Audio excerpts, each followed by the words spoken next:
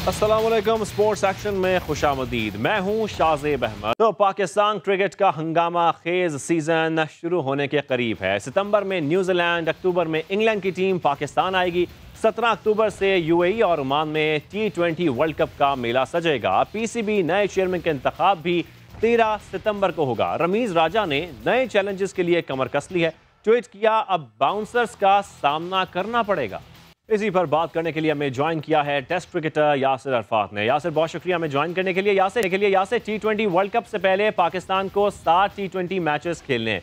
ये मैचेस कितने अहम हैं, क्योंकि अब तक टीम मैनेजमेंट कॉम्बिनेशन फाइनल नहीं कर सकी है। क्या मजीद तजुर्बात का वक्त है हमारे पास? देखें, सबसे पहले तो बहुत शुक्रिया।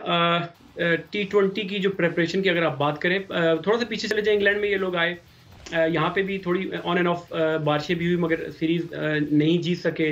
वेस्ट इंडीज़ में बारिशें हुई, वहाँ पे इनको मौका नहीं मिला। तो अब जो 6 से 7 मैचेस रह गए हैं, देखिए दूसरी टीमों ने तो भी अपनी टीमें भी अनाउंस कर दी हैं। हम लोग अभी भी इस पोजीशन में नहीं है कि अपनी जो 15 या 14 रुकनी टीम है वो अनाउंस कर सकें। प्रेपरेशन को लेके मेरे रिजर्वेशन है, क्योंकि जिस तरह की हम पिछले 2-3 साल में हमने चेंजेस 30-35 लड़कों को हमने खिला दिया, अभी तक राइट कम्बिनेशन हमारा वो फाइनल वर्ल्ड कप से पहले नहीं हो रहा। तो उसके अलावा अगर आप देखें कि जिस तरीके की क्रिकेट हम लोग खेल रहे हैं और लड़कों को खिला रहे हैं, जो माइंडसेट है लड़कों का, वो डरे डरे से खेल रहे हैं। तो अभी तक ये श्योर नहीं है कि हमारी 14 या 15 लुकनी टीम वर्ल्ड कप के लिए क्या जाएगी। बिल्कुल, आप समझते हैं कि हमारी प्रिपरेशन अभी तक ठीक नहीं है। थोड़ा आगे बढ़ते हैं, क्योंकि प्रिपरेशंस की बात हो रही है। रमीज राजा का नाम चेयरमैन पीसीबी के लिए अब मंजूर किया गया है। वो साबिक कप्तान भी रहे हैं। क्या फ़र्क है जो रमीज राजा ला सकते हैं? क्या कोई फ़र्क पड़ेगा और हमारी परफॉर्मेंस में भी? देखिए, अच्छी चॉइस हो सकती है रमीज राजा, क्योंकि अगर उनका हिस्ट्री देखें, क्रिकेटिंग बैकग्राउंड है, कप्तान रहे हैं, मैनेजमेंट भी अलाइड बैंक में उन्होंने मैनेजमेंट की, पीसीबी के लिए पहले भी काम वो कर चुके हैं। मगर जो सबसे इंपॉर्टेंट चीज़ है कि जब वो इस पोस्ट पे आएंगे, जब वो उनके डिसीजन जब वो करेंगे, वो रिफ्लेक्ट करेंगे और वो बताएंगे कि उनके आने से कोई फ़र्क पड़ा। क्योंकि वो उनके सोशल मीडिया पे जब वो कमेंट्री करते थे या यूट्यूब चैनल पे बैठ के बातें करते थे, उनमें काफ़ी ऐसी चीज़ें थी, जिस तरह मैच फिक्सर्स को लेके, प्लेयर्स की एजेस को लेके, पोर्टेबल पिचेस की बात किया करते थे। तो जब वो आएंगे इस पोस्ट पे, तो उस टाइम उनका पता चलेगा कि उनकी आने से कोई फ़र्क पड़ा है कि नहीं पड़ा। क्योंकि पास में हमने देखा कि मानी साहब का जो दौर था, उसमें एज अ सेरेमोनियल किस्म की उनकी जॉब थी। उन्होंने कोई इतना इन्फ्लुएंशियल बंदे नहीं थे वो, क्योंकि जो भी नीचे से उनको फीडबैक दिया जाता था वो उस पर ओके की जो स्टैम्प जिसको कहते हैं वो लगा देते थे। तो रमीज राजा का ये है कि अच्छा एक फैसला हो सकता है, उन पे उनके डिसीजन पे डिपेंड करेगा। क्योंकि हिस्ट्री में हमने देखा है कि जो भी अब तो डिपार्टमेंटल क्रिकेट रही नहीं, पास में हमने ये देखा पाकिस्तान क्रिकेट बोर्ड में जो भी लोग क्रिकेट बोर्ड में किसी भी ओहदे पे, वो चेयरमैन या किसी और पोस्ट पे आए हों, तो उन्होंने अपने चाहने वालों को, मनपसंद लोगों को बोर्ड में, ख्वाह वो कप्तान हो, चीफ सेलेक्टर हो, इस तरह की पोस्ट पे लगाया है। मैं उस डिटेल में ज्यादा जाऊंगा नहीं, मगर अब ये है कि रमीज राजा अब आ रहे हैं, तो ऑब्वियसली उनसे उम्मीदें हैं। और ये बिल्कुल उनसे उम्मीदें हैं। वो पहले तनकीद भी करते रहे हैं मुख्तलिफ प्लेयर्स पर भी, कोचेस पर भी। और क्या अब वो अपनी परफॉर्मेंस, जो वज़ीर आज़म का विजन है क्रिकेट के हवाले से, उस पर पूरा उतरेंगे कि नहीं, ये तो वक्त बताएगा। एक बार फिर हम कुछ प्लेयर्स की बात कर लेते हैं। यासिर, हमारे साथ ही रहिए। शाहीन आफरीदी क्रिकेट का उभरता सितारा है। वाइट बॉल के बाद अब रेड बॉल क्रिकेट में भी अपना लोहा वो मनवा रहे हैं। रवा साल शाहीन आफरीदी की क्या कारकर्दगी रही है? यासिर, टेस्ट क्रिकेट में शाहीन आफरीदी अब माजी के मुकाबले में एक कामयाब बॉलर के रूप में नजर आ रहे हैं हमें। अब वो तीनों फॉर्मेट्स खेल रहे हैं। उनके वर्कलोड को मैनेज करना कितना जरूरी है इस वक्त? जी, बिल्कुल सही आपने कहा। ये इसके बारे में काफ़ी डिस्कशन होती रही है कि जिस तरह की उनको तीनों फॉर्मेट्स में खिलाते थे, उसकी रीज़न यही थी कि जिस तरह की उनकी परफॉर्मेंस होती थी कि आपके पास ऑप्शन नहीं थे, कि बाकी प्लेयर आपको मैच विनर नजर नहीं आते थे। उसके बाद हसन अली ने इनको ज्वाइन किया, जिसकी वजह से पाकिस्तान का जो बॉलिंग अटैक है वो थोड़ा सा लीथल हो गया है। शाहीन की अगर आप बात करें तो बड़ी खुशी होती है जब ये खेलते हैं और परफॉर्म करते हैं पाकिस्तान के लिए। स्पेशली जो आपने जो अभी पैकेज में दिखाया कि 18 विकेटें लेना बड़ी अचीवमेंट है टेस्ट क्रिकेट में। तो हमें इनको लुक आफ्टर करना पड़ेगा, बेहतरीन देखना पड़ेगा। अच्छा है कि भी थोड़ा अफगानिस्तान का जो थोड़ा गैप आ गया, मैचेस वो नहीं होंगे अब। उसके बावजूद आपके पास देखिए, वर्ल्ड कप को देखते हुए हमें ऐसे जो हमारे प्रीमियम फास्ट बॉलर हैं, इवन जिस तरह आपके बाबर आजम और बाकी प्लेयर भी, हमें इनको बड़े अच्छे तरीके से लुक आफ्टर करना पड़ेगा, ताकि आपको यही प्लेयर हैं कि जो आपको आगे मैचेस या सीरीज जिता के दे सकते हैं। ठीक है। अच्छा, फवाद आलम पे भी मैं चाहूंगा कि आप एक कमेंट करते हैं यासिर। फवाद के लिए देखें इतनी बातें हैं, बल्कि जब वो नहीं खेले थे तो उनके लिए हर बंदे ने सपोर्ट, इवन मीडिया में लोगों ने उनके लिए बड़ी बातें की, एक्स क्रिकेटर्स ने उनके लिए बात की, तो उनको भी देख के बड़ा खुशी होती है कि जिस तरीके से वो परफॉर्म कर रहे हैं। और अगेन उनके जो 10 या 11 साल जाया हो गए वो अब वापस तो नहीं आ सकते, मगर अब ये है कि फवाद आलम को मैक्सिमम अपॉर्चुनिटीज देनी चाहिए।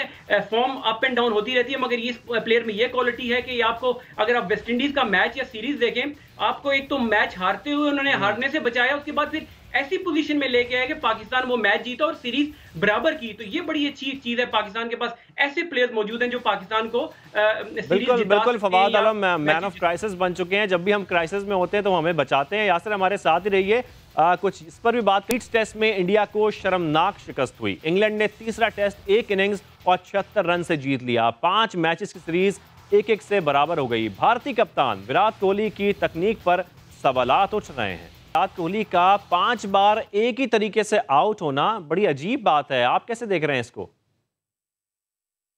बैड पैच है वो पिछले 2 से 3 साल से चल रहे हैं। उन्होंने कोई सेंचुरी नहीं की, हालांकि उनको तो बल्कि ये कहा जा रहा था कि सारे रिकॉर्ड्स, इवन सचिन तेंदुलकर के भी रिकॉर्ड तोड़ देंगे, मगर अभी जो उनका बैड पैच चल रहा है उनसे सेंचुरी नहीं हो रही और उन पे कप्तानी का प्रेशर भी है।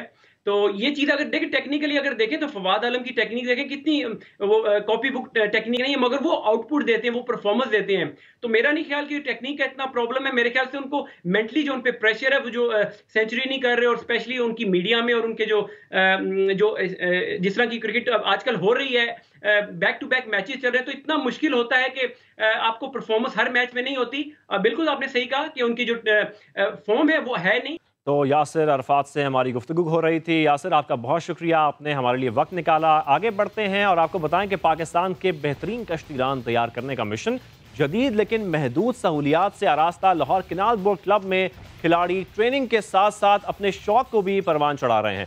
मजीद तफसीलात देखिए लाहौर से कादिर ख्वाजा की रिपोर्ट में।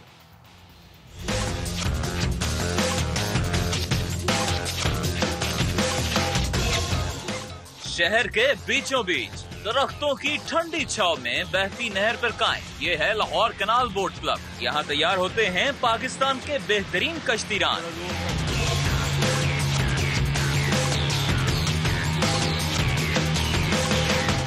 हाथों में चप्पू पकड़े महारत, तवाज़न, जहानत और भरपूर जिस्मानी कुव्वत का इस्तेमाल करते ये सब मगन हैं चैंपियनशिप की तैयारियों में।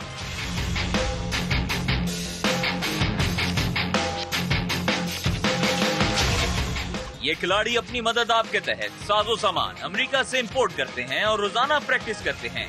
इक्विपमेंट की हमें कमी तो बहुत है, अगर हमें इक्विपमेंट अच्छी दी जाए तो हम आगे जा सकते हैं। जिस तरह हम नेशनल लेवल के प्लेयर हैं, इंटरनेशनल लेवल के प्लेयर्स हैं, इसी तरह जो नए आने वाले बच्चे हैं वो इक्विपमेंट की वजह से आगे नहीं जा रहे। गवर्नमेंट को भी चाहिए कि हमें जो इक्विपमेंट्स को ज़्यादा चीज़ें फराहम करें में, ताकि हम ज़्यादा से ज़्यादा कि साल में जितने इवेंट हो सके हम उस पे जा सके और अब पाकिस्तान का नाम रोशन कर सके। मुझे इंशाल्लाह उम्मीद है कि मैं जैसे कि मैं नेशनल का गोल्ड मेडलिस्ट हूँ और आगे जाके मैं पेरिस में जो ओलंपिक्स आ रही है उसके लिए पाकिस्तान के लिए गोल्ड मेडल ला सकता हूँ।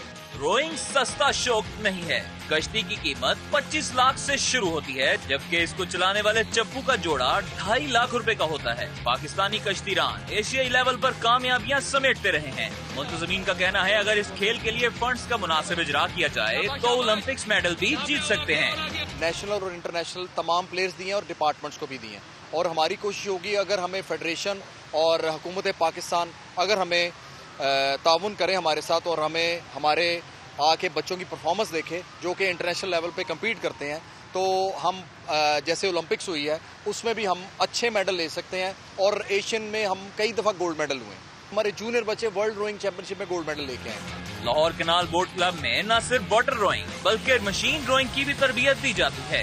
कैमरामैन जीशान यूसुफ के साथ कादिर ख्वाजा, समा, लाहौर। आगे बढ़ते हैं और आपको बताएं पैरालंपिक्स मुकाबलों में पाकिस्तान की एथलीट अनीला बेग नाकाम हो गई हैं। विमेंस डिस्कस थ्रो मुकाबले में पाकिस्तान की अनीला बेग ने पहली थ्रो में फाउल किया। दूसरी बारी में सिर्फ 5.57 मीटर की थ्रो की। तीसरी बारी में अनीला बेग की थ्रो 19.08 मीटर तक गई। वो मेडल ना जीत सकी। 10 एथलीट्स में 10वें नंबर पर रहीं। हैदर अली 3 सितंबर को डिस्कस थ्रो के मेंस इवेंट में इन एक्शन होंगे। पैरालंपिक्स में पाकिस्तान के सिर्फ और सिर्फ 2 एथलीट्स ही शामिल हैं। इसके साथ साथ आपको ये भी बताएं कि तेज रफ्तारी खिलाड़ियों को पड़ने लगी है भारी। ब्रिटिश मोटो जीपी में बाइक स्लिप होने के मुख्तलिफ वाकयात पेश आए। फ्रांस के राइडर फिबियो को तो रेस अधूरी छोड़नी पड़ी थी। बेल्जियन ग्रां प्री में बरतानवी ड्राइवर लैंडो नॉरिस रफ्तार पर काबू न रख सके, गाड़ी साइड वॉल से टकराकर बेकाबू हो गई। जमैका की एलिन थॉम्सन ने पेरिस डायमंड लीग में भी 100 मीटर रेस जीत ली। मुकर्रर फासला 10.72 सेकंड में तय किया। Well, away first time, the headband of Thompson Hera going well. Pushing her well is Dina Asher-Smith. Thompson Hera though now through the transition phase into her running. Let's keep an eye on the clock. She's streaking away. 7:72. It's a meeting record. A meeting record that has stood since 2015. आज के show के लिए इतना ही। अब मुलाकात होगी अगले हफ्ते। अल्लाह हाफिज।